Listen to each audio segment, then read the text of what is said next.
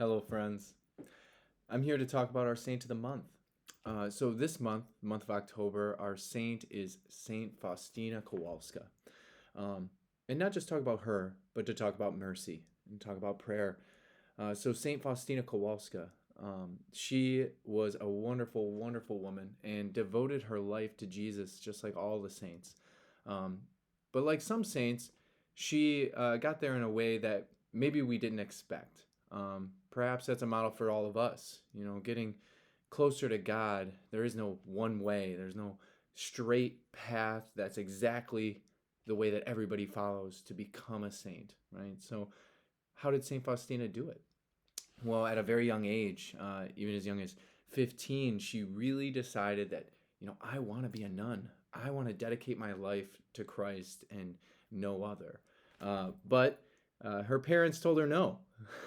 Sound like any of us, those of us with kids, they ask us oftentimes to do things, but we don't always give them the answer they want, right? Um, but they said no. So St. Faustina, being an obedient child, um, she followed her parents' advice and she continued to live her life. So for a few years, she did that.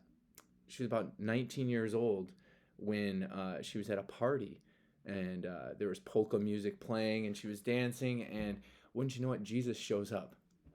He shows up to her, suffering and sad. And he asked her a question that I think we should ask ourselves more often. That question being, how long are you going to keep me waiting? How long do we keep Christ waiting? How many times do we have an opportunity to spend time with him in prayer, um, and we don't because we'd rather watch the football game or we'd rather go to an apple orchard, right? Or go on a date, right? And we gotta, get to that location, that date, that opera, that play, that movie, um, just on time. You know, we place our own desires before the desires of God sometimes.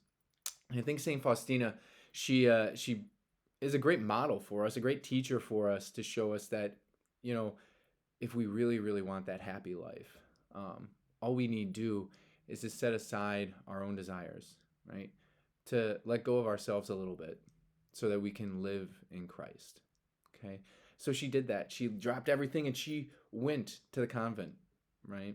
And she entered the convent and she became a nun. And when she did that, when she said yes to Jesus, he didn't just abandon her. It wasn't the only time that he showed up to her. He kept showing up to her. And you'd think that in a convent of all places, surrounded by religious sisters, that she would be supported, that she would be believed, but she wasn't. It's not an easy thing to accept when your friend tells you that Jesus is showing up to them and talking to them and telling them to do things. Um, so it was no different for her sisters. And so she got teased. She was unbelieved. Um, but she kept going back to Jesus, and Jesus kept coming to her. And eventually he gave her the message of divine mercy, which is something I would like to reflect on this month together. That message, Jesus, I trust in you. Christ gives that to Saint Faustina, and Saint Faustina, in her graciousness, in her obedience to Christ, shares it with us. Oftentimes we focus on divine justice. There are moments where we choose wrong and there's a consequence for it, right? Justice. But Christ wants us to focus on another aspect of his divinity, his divine mercy, which how much better is that?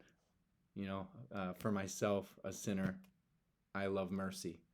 Um, Pope Francis himself has said that now is a time of mercy. St. Pope John Paul II reiterated that. He started it with his message of divine mercy in the institution of Divine Mercy Sunday, that Sunday right after Easter Sunday. So for the rest of this month, let's make that prayer our prayer. Jesus, I trust in you.